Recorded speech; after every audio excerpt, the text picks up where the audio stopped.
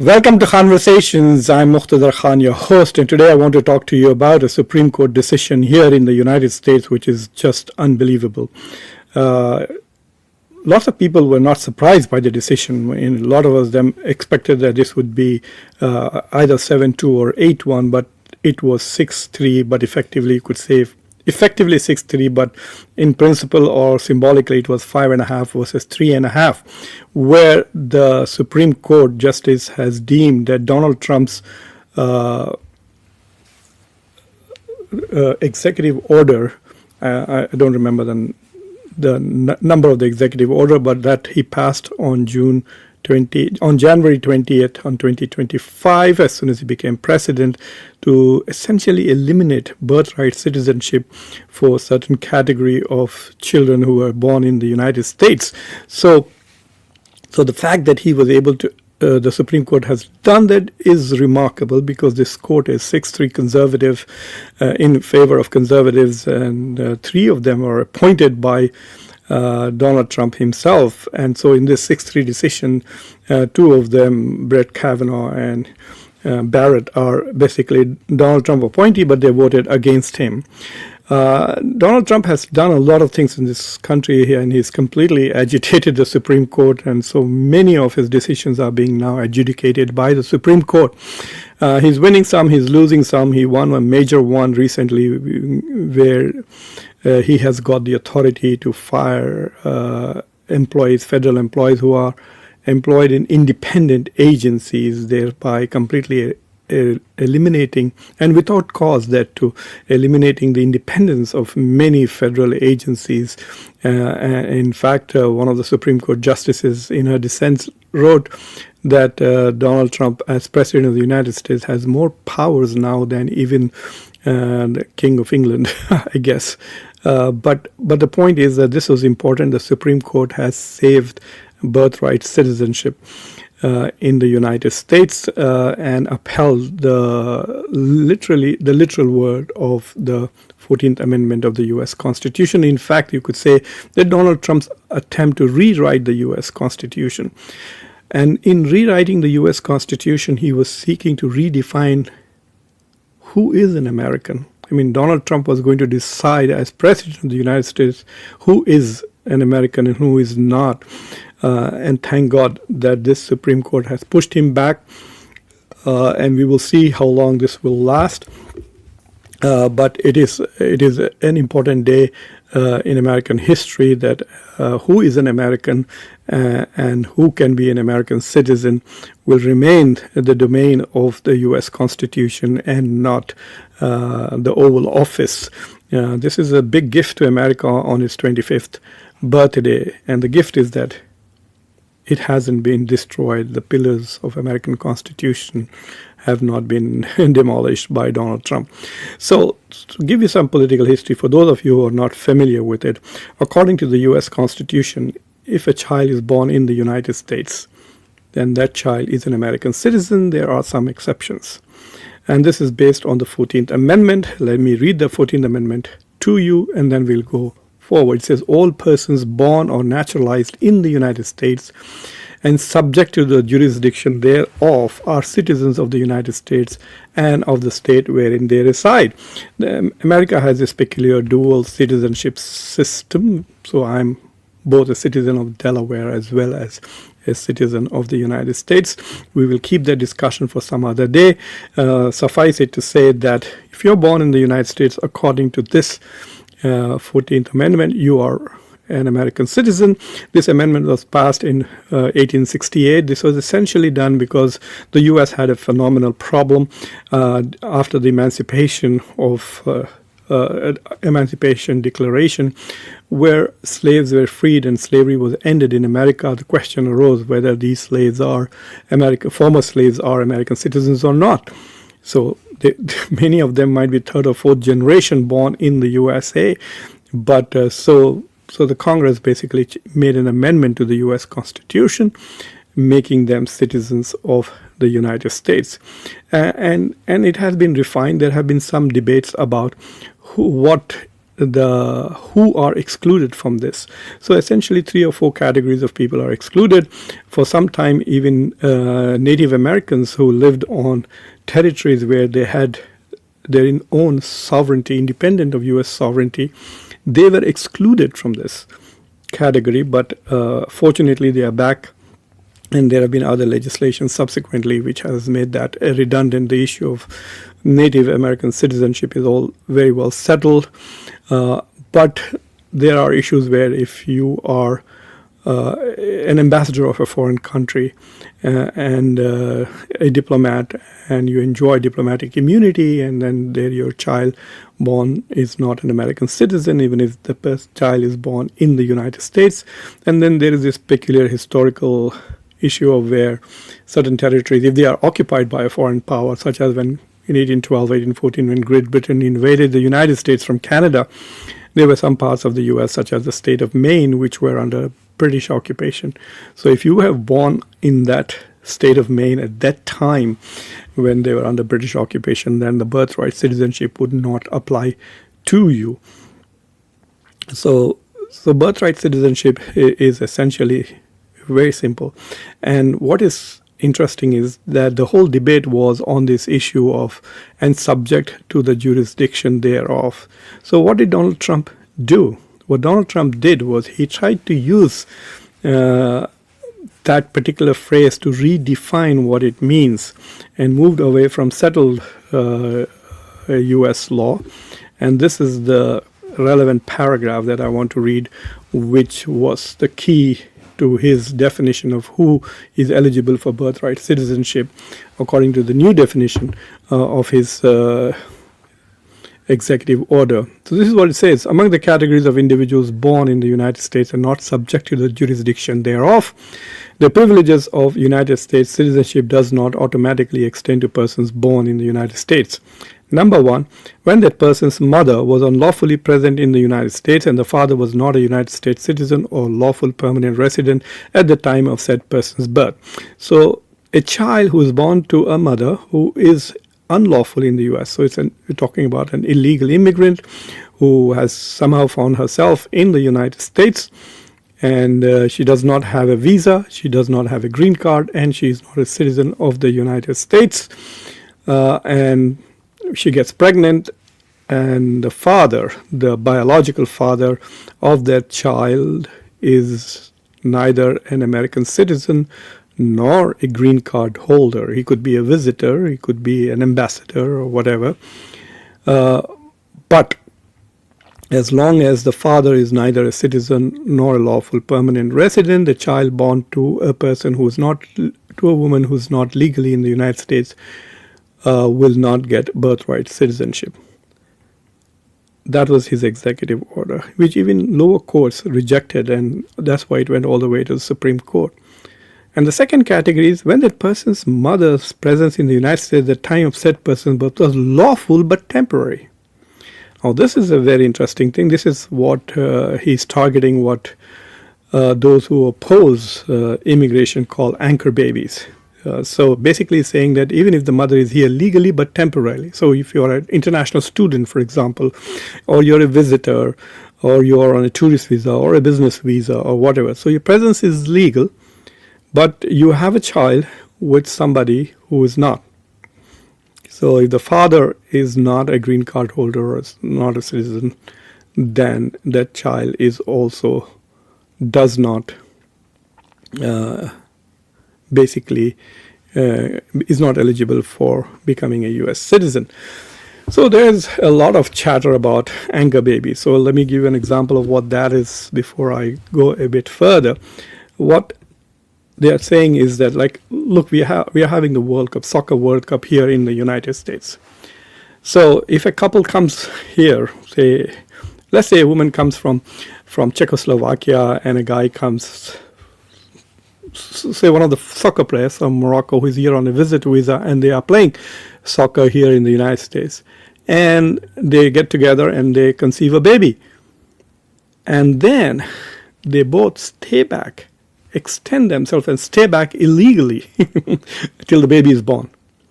So Trump is saying there is no way that baby should get birthright citizenship. The baby's mother is illegal in this country. She should have been deported. She should not have overstayed her visa. She is not eligible to be in the United States. She is here illegally. And the dad is neither a green card holder, which is a permanent resident, nor a citizen. It would be interesting if the dad was just a green card holder and the mother was still illegal, and the child was born here. Then according to Trump's executive order, he would have become a U.S. citizen. But the Supreme Court decision is very, very clear. The Supreme Court decision says, yes, they are citizens of the United States. Made it very clear. So let me walk you through what the decision really is, and who are the people who voted and which way did they vote. So this is what the Supreme Court really said very clearly. So the main decision, which is 6-3, says that Donald Trump's executive order cannot take away birthright citizenship. That's the sum of this decision. So the court held that children born in the United States to parents who are unlawful or temporarily present are still citizens at birth under the 14th Amendment. So if someone comes here, I don't know what the situation is. Imagine a couple coming here for a week and they say, we're here to visit the Disney World, and you can see they have visit visas or business visas, and the woman is pregnant. Will they allow the person in even they have a valid visa? I don't know. It depends, I guess, on the person at that point. And once they are in, and if they have a baby, even though both of them are here temporarily, the child is a citizen. And if they had come in illegally, let's say both of them walked across the border and then went to a hospital and they had a baby, that baby is going to be a U.S. citizen no matter what Donald Trump thinks. That's the decision of the Supreme Court. The majority said that the citizenship clause follows the long-standing rule of birthright citizenship and that only narrow historical exceptions are applied. Like I said, the historical exceptions too are quite irrelevant. One is about U.S. territory being occupied by some foreign country, or the Native Americans thing, that is also settled. So the only issue is about people who are here as ambassadors of a foreign country, or if you bring a ship. So if tomorrow a Japanese ship parks itself in New York and then somebody on the ship is pregnant, they rush them to the hospital in the city and they have a baby, that baby is not going to be a U.S. citizen, unfortunately, because they are flying under a foreign flag. So that's the only exception really to the birthright citizenship thing. But even though the ruling was 6-3, it was not exactly 6-3. I'll explain it to you how that is. But let me first tell you who voted to uphold the Constitution as we understood it before Donald Trump tried to redefine the U.S. Constitution. So Justice Roberts, Sonia Sotomayor, Elena Kagan, Amy Coney Barrett, and Ketanji Brown Jackson. These are the 5 justices who upheld the 14th Amendment. Justice Brett Kavanaugh rejected the executive order of Donald Trump, but he did something very pernicious. There's no other word to describe it. He did something very pernicious and venomous. He said the reason why he's voting with the majority is not because he agrees with their reading of the U.S. Constitution. He reads the U.S. Constitution as the 3 dissenting people do, which is Clarence Thomas, Samuel Alito, and Neil Gorsuch. What he is saying is that because there is a federal law, which basically the federal statute is verbatim similar to the Article 14, Amendment 14 of the U.S. Constitution. So he's saying that because there is a law that says that at the moment natural born birthright citizenship is awarded, Trump's executive order was against that particular law, and therefore he's rejecting it. And he also says that the Congress can change that. So what he's saying is that he's taken the U.S. Constitution out of it, and he's brought it within the realm of Congress and law. So basically what he's saying is that Congress can pass a law that eliminates birthright citizenship if it can pass the law. Now that is very, very scary. So he has basically said, do it this way and then you will get your vote. I don't think they will get those votes, but nevertheless, what Brett Kavanaugh has done on this is essentially thrown a little bit of acid on the US Constitution. The other dissenters are all of the opinion that that jurisdiction thereof, whatever that phrase is, what it means is this, that just because you were born in the United States doesn't automatically make you a citizen. If your parents were citizens or they were legal in this country, which means they were permanent residents, then yes, you can become a citizen, but otherwise your parents should demonstrate some kind of allegiance to the United States in order for you to become a birthright citizen of the United States. So basically, which means that that your parents should have shown allegiance to the US Constitution, which is become a citizen of the United States or permanent residents. I'm not really going to read that 90-page dissent from them. But that is the point. So this is a major, major development in the U.S., even though a lot of people thought that this was a no-brainer and it would be either 8-1 or 7-2, I guess. Everybody now expects Clarence Thomas to be marching to his own tune. The man is completely irrelevant to the United States, but he's Supreme Court Justice, God bless him. So 9-0 was out of the question. They thought 8-1 or 7-2. 7-2 means they expected Neil Gorsuch to vote with the majority, but this is basically 5.5 versus 3.5. But nevertheless, the birthright citizenship has been saved for the moment. Donald Trump's, shall we say, attempt to redefine who can be an American has been taken away from the Oval Office and placed back where it belongs, which is the U.S. Constitution. I must say I'm becoming a great fan of Justice Barrett. She's doing some incredible work on big issues. She is not voting with Trump, which is quite surprising given that she is one of his chosen appointees.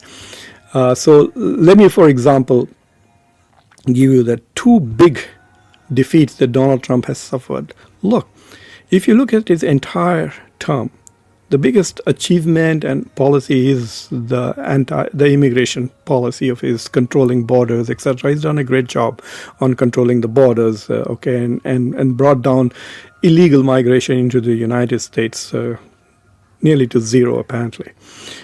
So that's one. But he's also trying to deport people, and he's trying to reduce who can become citizen, cutting down on visas, preventing, making it difficult for students to get visas, and even if they get student visas, to continue to stay. So basically, he's trying to reduce legal as well as illegal migration to the United States. But his other efforts are the Iran war and the tariffs. The tariffs was his big thing. The only thing that Donald Trump kept talking about in 2025 was tariffs. That was his solution to every problem on earth. So his entire foreign policy was contingent on tariffs. And let me tell you, from the very beginning in this show and in other writings, I've been saying that this is just ridiculous. He has no constitutional authority. I wonder if Donald Trump has even read the US Constitution, whether he really understands it. Okay? And if he thinks that it should not be as it is, then he should follow the Constitution and try to change it. But the current administration is trying in very devious ways to rewrite the US Constitution in some way or the other. So anyway, the tariffs are not the domain of the executive. They are within the powers of the Congress. Tariffs, customs, duties, trade, all of this are the domain of the Congress. Only they have authority to make rules about it, and Donald Trump was using it very liberally. Whatever little authority that he had was emergency-related authority granted by the Congress. So the Supreme Court threw this big foreign policy instrument out of the window and said, you do not have the constitutional authority to impose wide-scale tariffs. So in that sense, it is amazing that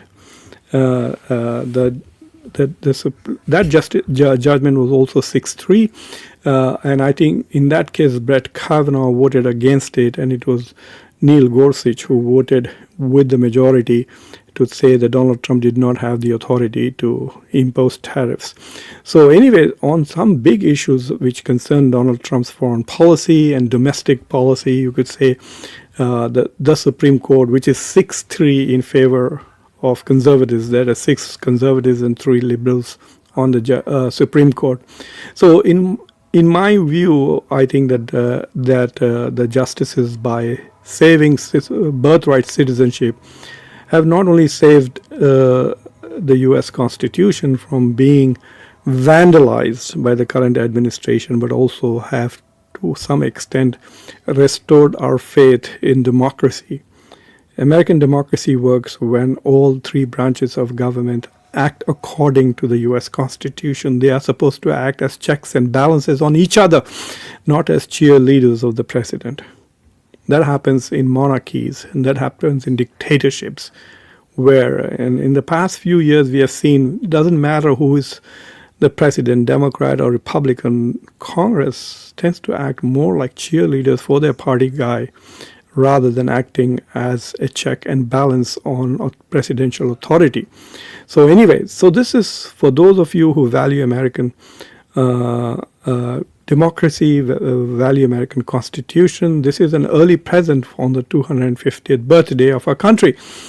But for those of you who have a very ethnocentric view of who is an American, you lost today.